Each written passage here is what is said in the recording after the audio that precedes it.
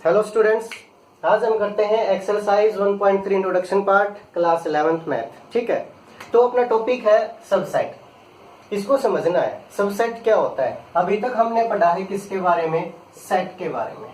ठीक है, अब पढ़ते हैं सबसेट के बारे में।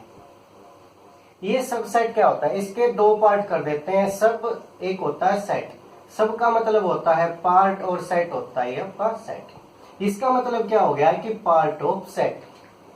ठीक है, तो सब सेट का जो एक्चुअल मतलब हुआ वो क्या हो गया, पार्ट ऑफ सेट। सेट के जितने पार्ट होंगे ना उनको बोलेंगे सबसेट। ठीक है, क्या लिखेंगे, सबसेट इज ए सेट इन विच, या इसको ऐसे लिखते हैं कि ए इज ए सबसेट। इसको अच्छे से लिखते हैं कि ए इज ए सबसेट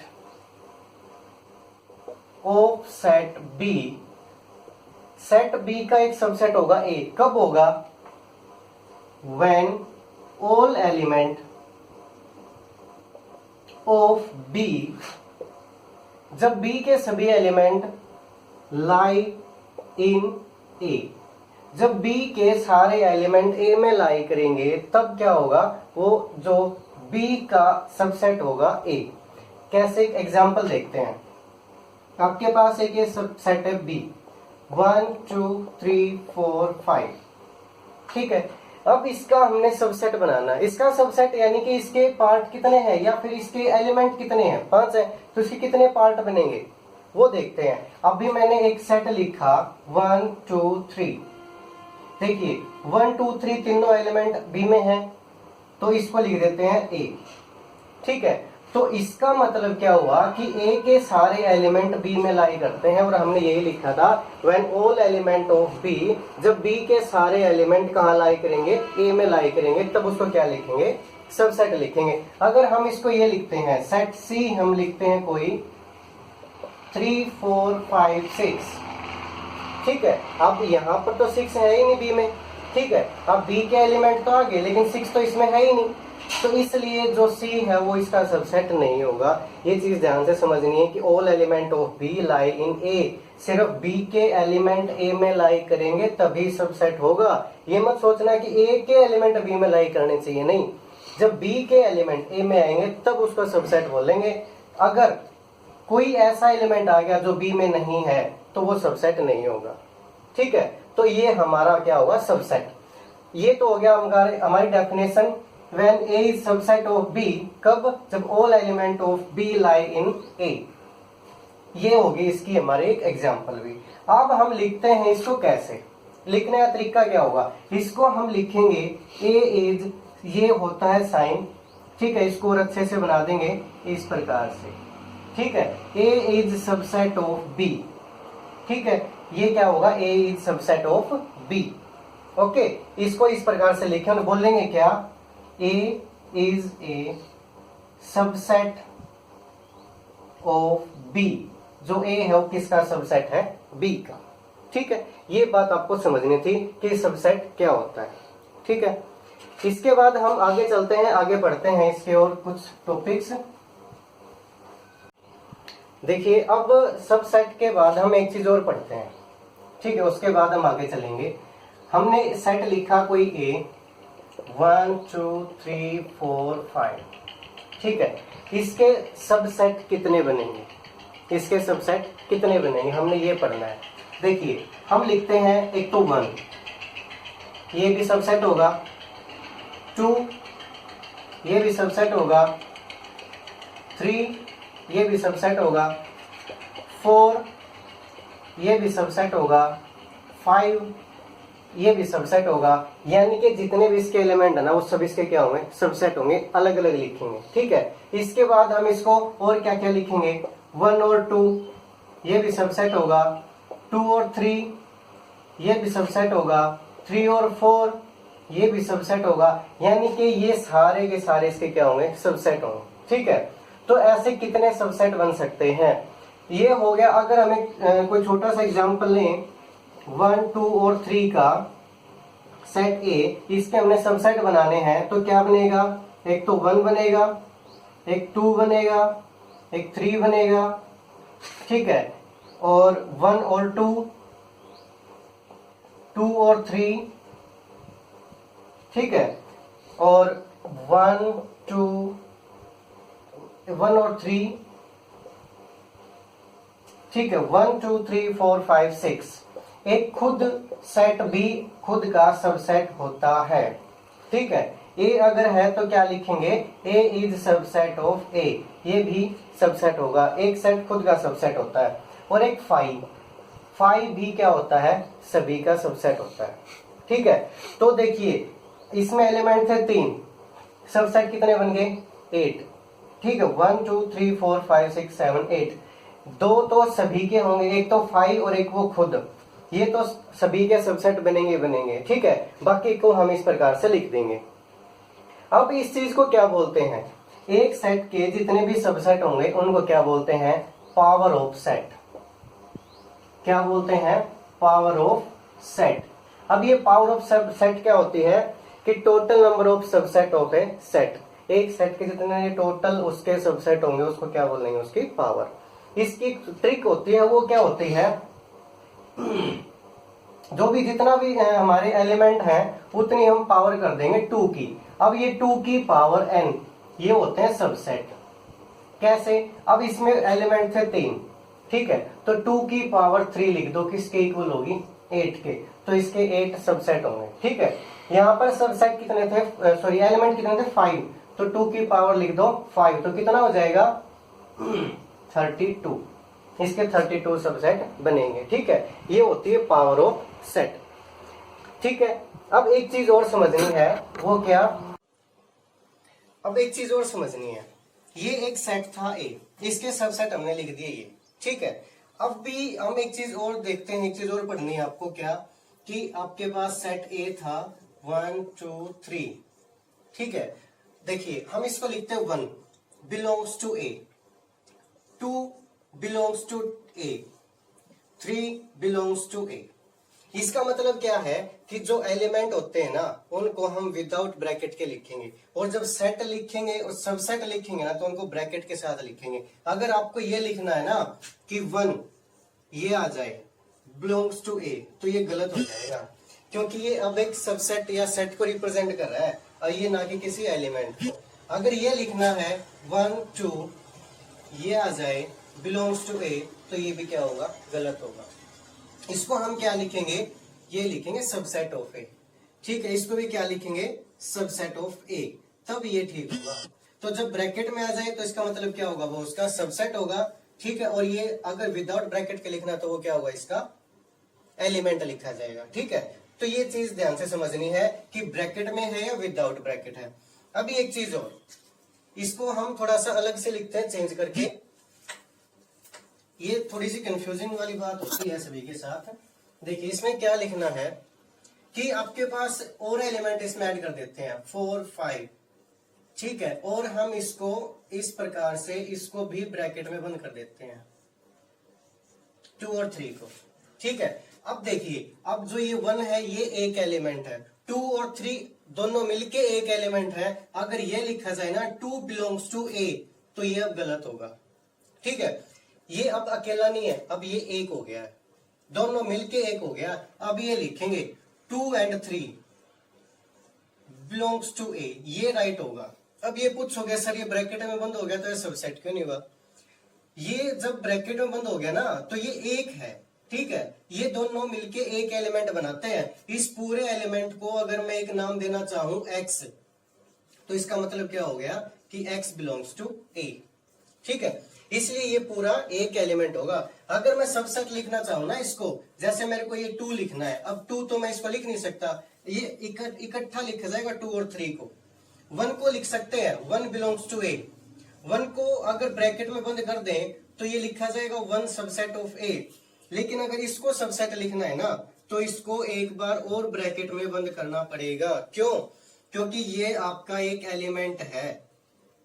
इसको एक नाम दे देंगे अगर x, तो एलिमेंट को ब्रैकेट में बंद करेंगे तभी तो वो सबसेट बनता है, ठीक है। ये बात क्लियर कि जब एक एलिमेंट है ना उसको ब्रैकेट में बंद करना पड़ेगा, और 2 और 3 एक एलिमेंट है ये, ना कि कोई अब अलग अलग, ठीक है, दोनों को मिला के ये एक एलिमेंट बनता है।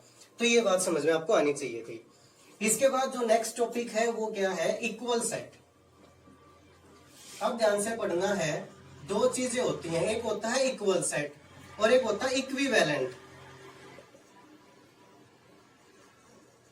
इक्विवेलेंट सेट, ठीक है,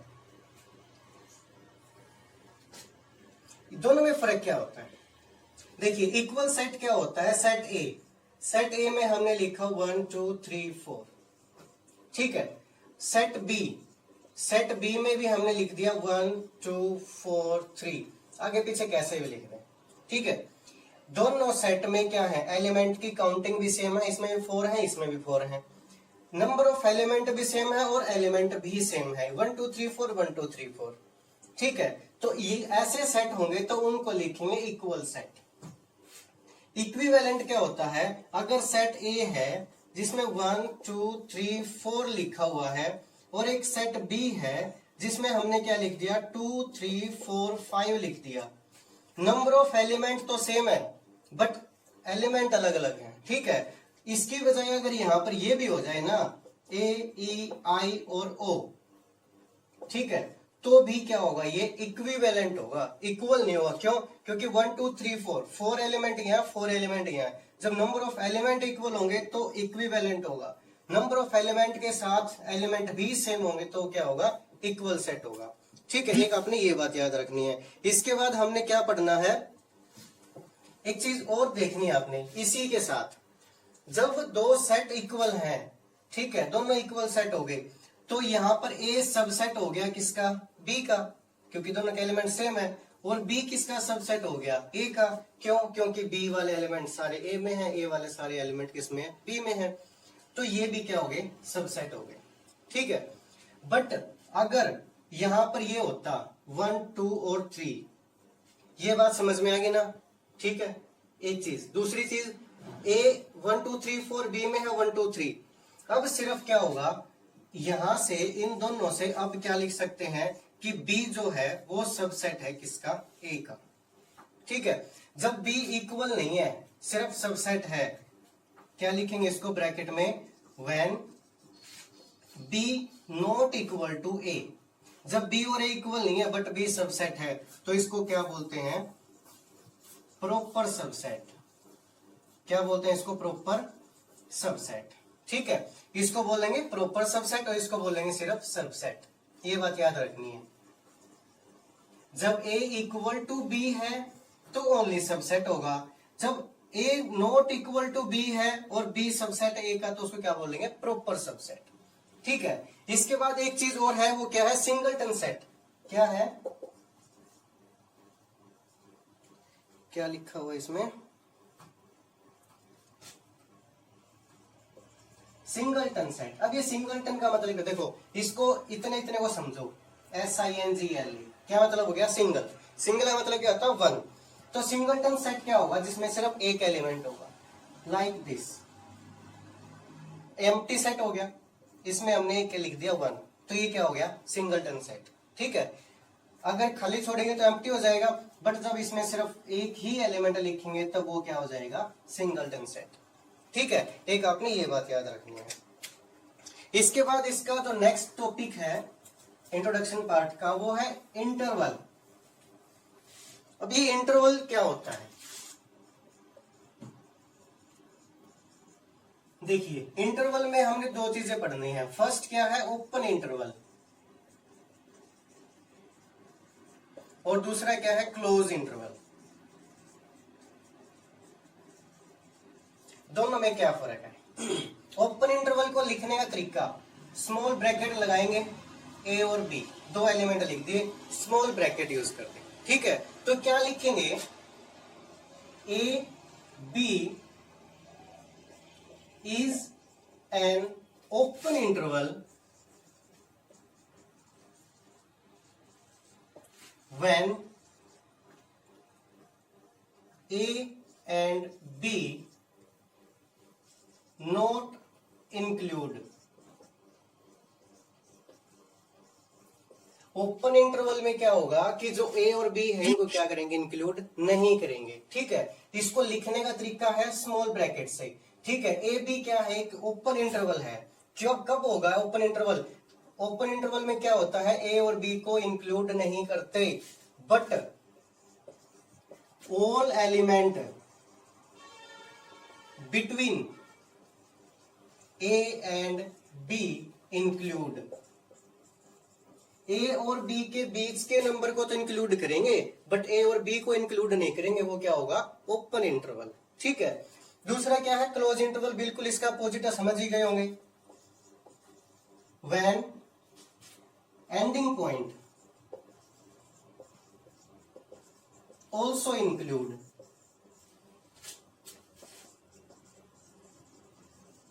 इज कॉल्ड क्लोज इंटरवल।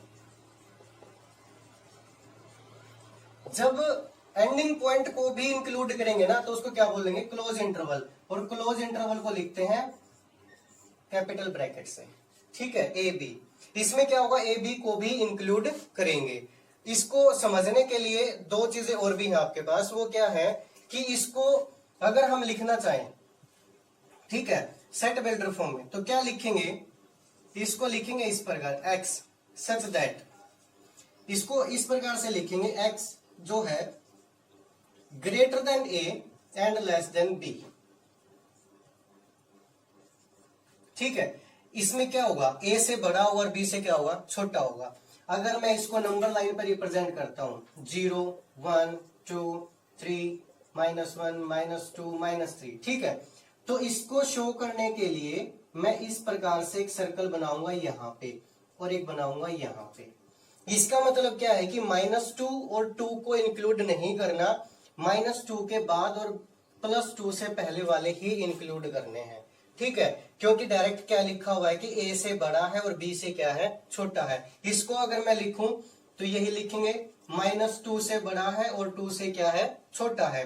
तो -2 से बड़ा क्या होगा, -1 0 और 2 से छोटा क्या होगा, 1। इनको इंक्लूड नहीं किया। इसको क्या लिखेंगे, x सच दैट जो x है वो क्या होगा, greater than equal to A and less than equal to B. इसका मतलब क्या हुआ कि अगर नंबर लाइन पे रिप्रेजेंट करते हैं, चलो इसको पॉजिटिव ही लिख देते हैं, यहां से और 4 तक, यहां तक, दोनों में फर्क क्या है कि यहां पे जो हमने सर्कल बनाए थे वो क्या थे, ओपन सर्कल थे। क्या थे वो, ओपन सर्कल थे। और यहाँ पे क्या है, क्लोज्ड सर्कल है। यही आपको क्या होगा, एक इसका आइडेंटिफिकेशन मिलेगा। जब क्लोज्ड होगा, टोटल डार्क होगा, तो वो क्या होगा, क्लोज इंटरवल। और जब ओपन होगा, टोटल डार्क नहीं होगा, तो क्या होगा, ओपन इंटरवल। इसमें क्या है, देखिए इसको मैं ये लिखूंगा कि जो x है वो क्या है, greater than equal to 1 and less than equal to 4। समझो इसे, इसको कि जो x है वो 1 से ग्रेटर भी होगा और 1 के इक्वल भी होगा। इसका मतलब क्या है, 1 भी होगा, 2 भी होगा, 3 भी होगा और 4 के इक्वल तो 4 भी होगा। ठीक है, तो ओपन और क्लोज इंटरवल में यही था, जब दोनों एंडिंग पॉइंट को इंक्लूड नहीं करते तो वो ओपन इंटरवल है, दोनों एंडिंग पॉइंट को इंक्लूड करेंगे तो क्या होगा, वो क्लोज्ड इंटरवल होगा। ठीक है, और क्लोज इंटरवल में क्या लिखेंगे, इनको इक्वल टू में लिखेंगे और इसमें इक्वल टू नहीं आएगा। ठीक है, ये था आपका इंटरवल के बारे में। इसके बाद सिर्फ आपका एक ही टॉपिक बचता है और वो क्या है, यूनिवर्सल सेट।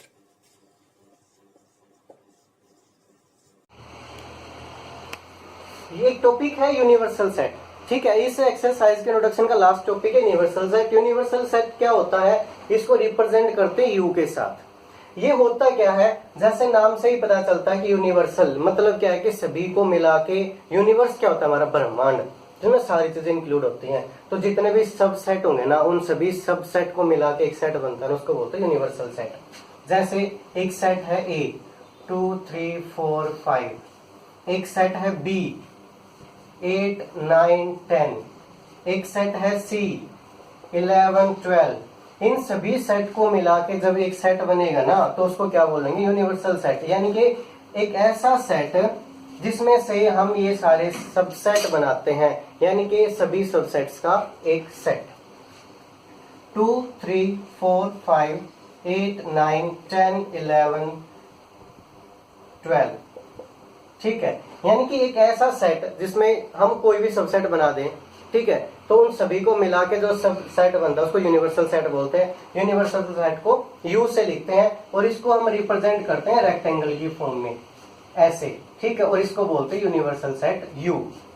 जैसे कि हमारे पास इसके अंदर हमने एलिमेंट लिख दिए 1 2 3 5 4 6 7 8 9 10, ठीक है। तो एक सबसेट हो गया हमारा ये, एक सबसेट हो गया हमारा ये, ठीक है। तो जितने भी सबसेट उन सभी सबसेट को मिला के जो एक सेट बनता है उसको क्या बोलते हैं, यूनिवर्सल सेट। ठीक है, तो ये टॉपिक हमारा कंप्लीट हुआ जो इंट्रोडक्शन पार्ट था एक्सरसाइज 1.3 का। आपने इसके अकॉर्डिंग इसको समझ के एक्सरसाइज करनी है।